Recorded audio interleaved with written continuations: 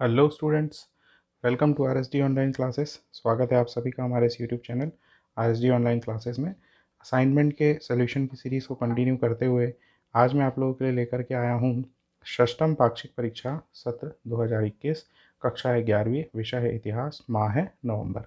तो आइए शुरू करते हैं। सबसे पहला प्रश्न जो इसमें दिया हुआ है वो दिया है, माया संस्कृति किस देश से संबंधित है। तो माया सभ्यता ग्वाटेमाला, मैक्सिको, होंडुरास तथा युकाटन प्रायद्वीप में स्थापित थी। माया सभ्यता मैक्सिको की एक महत्वपूर्ण सभ्यता है। तो माया संस्कृति मुख्य रूप से मैक्सिको देश से संबंधित है और इसका विस्तार जो था वो ग्वाटेमाला, मैक्सिको, होंडुरास तथा युकाटन प्रायद्वीप में था।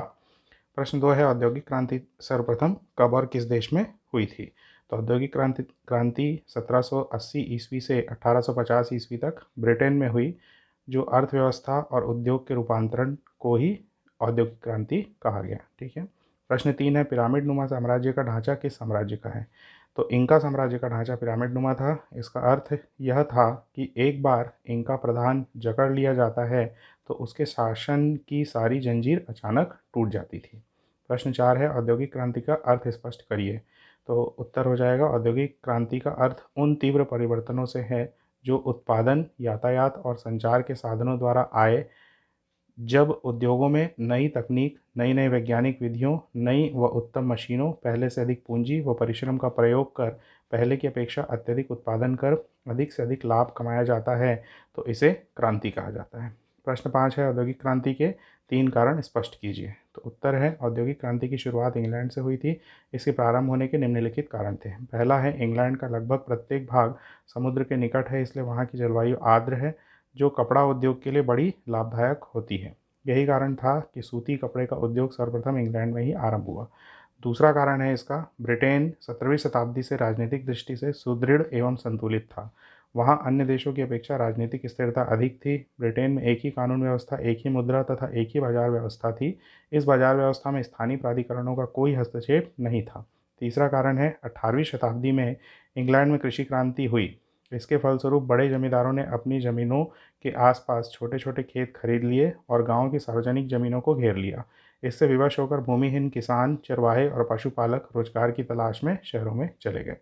अगला प्रश्न है, इंका शहर मांचू पिच्चू की खोज कब किया गया था। तो उत्तर है इसका, इंका शहर मांचू पिच्चू को 1430 ईस्वी के आसपास इंकाओं द्वारा अपने शासकों के आधिकारिक स्थल के रूप में शुरू किया गया था।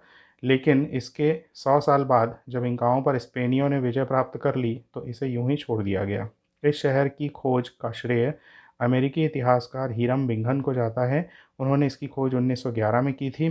तब से यह एक महत्वपूर्ण पर्यटन केंद्र बना हुआ है। माचू पिच्चू को 1981 में पेरू का एक ऐतिहासिक देवालय घोषित किया गया और 1983 में इसे यूनेस्को द्वारा विश्व धरोहर का स्थल का दर्जा दिया गया। चूंकि स्पेनियों ने इंकाओं पर विजय प्राप्त करने के बाद भी इसे लूटा नहीं था, इसलिए इस स्थल को एक सांस्कृतिक स्थल का दर्जा प्राप्त है और इसे एक पवित्र स्थान भी माना जाता है। इंका शहर दक्षिणी अमेरिका के देश पेरू में उरुम्बा घाटी के ऊपर एक पहाड़ पर स्थित है, जो कुज़को शहर से 80 किलोमीटर दूर उत्तर पश्चिम में स्थित है। इसे इंकाओं का खोया शहर भी कहते हैं। अगला प्रश्न है, कोलंबस कौन था, उसकी यात्रा वृत्तांत के बारे में टिप्पणी कीजिए। उत्तर है, कोलंबस का पूरा नाम क्रिस्टोफर कोलंबस था। यह इटली का निवासी था। वह एक नाविक था। कोलंबस में साहसिक कार्य करने और नाम कमाने की तीव्र इच्छा थी। वह भविष्यवाणी में भी विश्वास रखता था। उसने पश्चिम की ओर से यात्रा करते हुए पूर्व के भाग को खोजा। वह कार्डिनल पियरे डिएली द्वारा लिखित पुस्तक इम्गो मुंडी से बहुत प्रभावित था। इस पुस्तक से प्रभावित होकर अपनी योजनाओं को पूरा करने वह 3 अगस्त 1492 को पालोस के पत्तन से रवाना हुआ। अपनी नाव शांता मारिया में 33 दिनों तक समुद्र में घूमते घूमते आखिरकार 12 अक्टूबर 1492 को उसे ज़मीन दिखी जिसे कोलंबस भारत समझ रहा था, पर वास्तव में वह बहामा द्वीप समूह के गुआनाहानी पहुंचा था। वहां कोलंबस का स्वागत अरावाक लोगों ने किया। गुआनाहानी द्वीप का नाम उसने सैन सल्वाडोर रखा, खुद को वहाँ का वायसराय घोषित कर दिया। उसने क्यूबाना स्कैन, क्यूबा को जापान समझा। आगे अपनी यात्रा में वह हाइतोव डोमिनिकन रिपब्लिकन, जो पहले किएस्का व हिस्पानियोला कहलाता था, पहुंचा।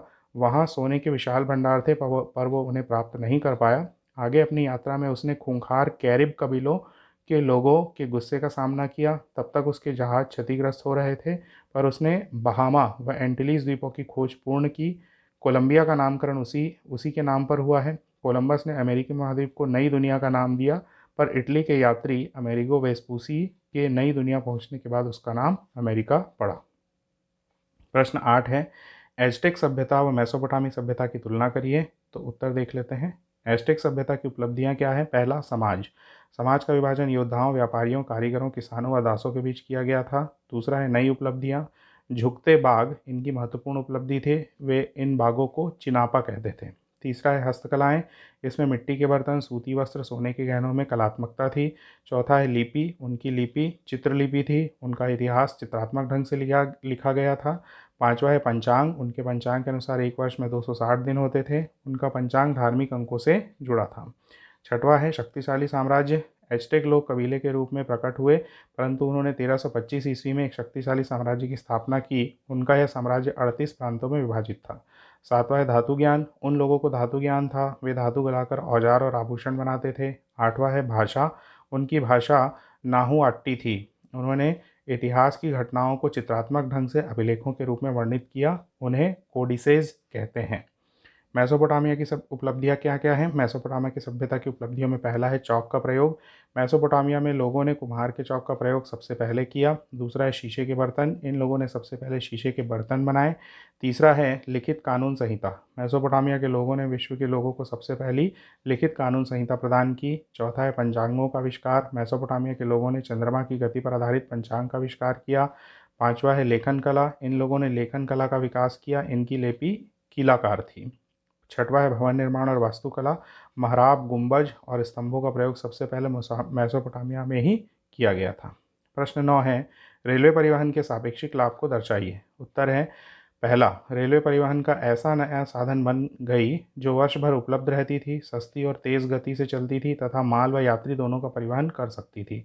दूसरा है नहरों से बढ़ती परिवहन की समस्याओं को रेलवे ने दूर कर दिया। रेल मार्ग परिवहन का सुविधाजनक विकल्प था क्योंकि नहरों में नाले, बाढ़ या सूखा काल में समस्याएं आती थी। तीसरा कारण है रेलवे के बढ़ते महत्व के कारण इसके विकास में तीव्रता आई। 1830 से 1840 ईस्वी के मध्य ब्रिटेन में रेल पथ कुल मिलाकर लगभग 6000 मील लंबा हो गया।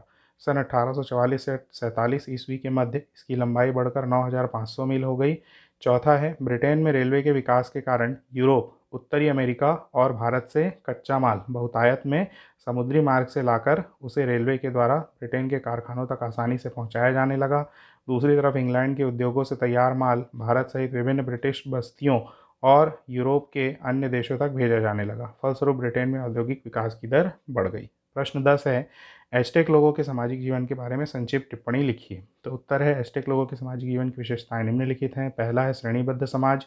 अभिजात वर्ग में उच्च कुलोत्पन्न पुरोहित आदि सम्मिलित थे। पुश्तैनी अभिजातों की संख्या कम थी तथा वे सरकार, सेना व पौरोहित्य कर्म के ऊंचे पदों पर आसीन होते थे। वे लोग राजा को सूर्य देवता का प्रतिनिधि मानते थे। समाज में योद्धा, पुरोहित व अभिजात वर्ग को सबसे अधिक सम्मान प्राप्त था। व्यापारी वर्ग विशेषाधिकार के अंतर्गत राजकीय राजदूतों व गुप्तचरों के रूप में कार्य करते थे। शिल्पियों, चिकित्सकों व शिक्षकों को सम्मान प्राप्त था। दूसरा पॉइंट है ग्राम आधारित समाज। भूमि का स्वामित्व किसी एक व्यक्ति का ना होकर कुल के पास होता था जो सार्वजनिक निर्माण कार्यों को सामूहिक रूप से संपन्न करवाता था। खेतिहर लोग अभिजातों के खेतों को जोतते थे, बदले में उन्हें फसल का कुछ हिस्सा प्राप्त होता था। तीसरा है भूमि उद्धार। एज़टेक लोगों के पास भूमि की कमी थी, इसलिए उन्होंने भूमि का उद्धार किया, अर्थात जल में से जमीन लेकर इसकी कमी को पूरा किया। सरकंडे की बहुत बड़ी चटाइयाँ बुनकर और उन्हें मिट्टी व पत्तों से ढककर उन्होंने मेक्सिको झील में कृत्रिम टापू बनाए जिन्हें चिनाम्पा कहते थे। चौथा है धार्मिक जीवन। एज़टेक लोग देवी देवताओं की पूजा करते थे। एज़टेक शासक अक्सर युद्ध में लगे रहते थे, इसलिए उन्होंने युद्ध के देवताओं और सूर्य भगवान के मंदिर बनवाए। पांचवा है बच्चों की शिक्षा पर विशेष ध्यान। कुलीन वर्ग के बच्चे काल मेकाक में भर्ती किए जाते थे जहां उन्हें सेनाधिकारी और धार्मिक नेता बनने का प्रशिक्षण दिया जाता था। अन्य वर्गों के बच्चे पड़ोस के तेपोकल्ली स्कूल में पढ़ते थे। उन्हें इतिहास, कुरान, पुराण, मिथकों, धर्म, उत्सवों व गीतों की शिक्षा दी जाती थी। लड़कों को जहां सैनिक प्रशिक्षण, खेती व व्यापार करना सिखाया जाता था, वहीं लड़कियों को घरेलू कार्य में कुशलता का प्रशिक्षण मिलता था। प्रश्न 11 है, औद्योगिक क्रांति का जन्म ब्रिटेन में ही क्यों हुआ, स्पष्ट करिए। उत्तर है, ब्रिटेन पहला देश था जिसने आधुनिक औद्योगिकीकरण का अनुभव किया। यह 17वीं सदी से राजनीतिक दृष्टि से मजबूत एवं संतुलित रहा था और उसके 3 भागों यथा इंग्लैंड, वेल्स और स्कॉटलैंड पर एक ही राजतंत्र अर्थात सम्राट का एक छत्र शासन रहा था। इसका आशय यह हुआ कि संपूर्ण राज्य में एक ही मुद्रा प्रणाली और एक ही बाजार व्यवस्था थी। इस बाजार व्यवस्था में स्थानीय प्राधिकरणों का कोई हस्तक्षेप नहीं था, अर्थात वे अपने क्षेत्रों से होकर गुजरने वाले मालों पर किसी प्रकार का कर नहीं लगा सकते थे, जिससे कि उसकी कीमत बढ़ जाती। 17वीं शताब्दी का अंत होते होते मुद्रा का प्रयोग विनिमय अर्थात अपनी कमाई, वस्तुओं की जगह मजदूरी और वेतन के रूप में होने लगा। इससे लोगों को अपनी आमदनी से खर्च करने के लिए अधिक विकल्प प्राप्त हो गए और वस्तुओं की बिक्री के लिए बाजार का विस्तार हो गया। हम जानते हैं कि औद्योगिकीकरण के लिए कच्चा माल और तैयार माल की बिक्री के लिए एक सुनिश्चित बाजार का होना अति आवश्यक है। इंग्लैंड में ये दोनों ही तत्व विद्यमान थे और इससे औद्योगिकीकरण को प्रोत्साहन मिला।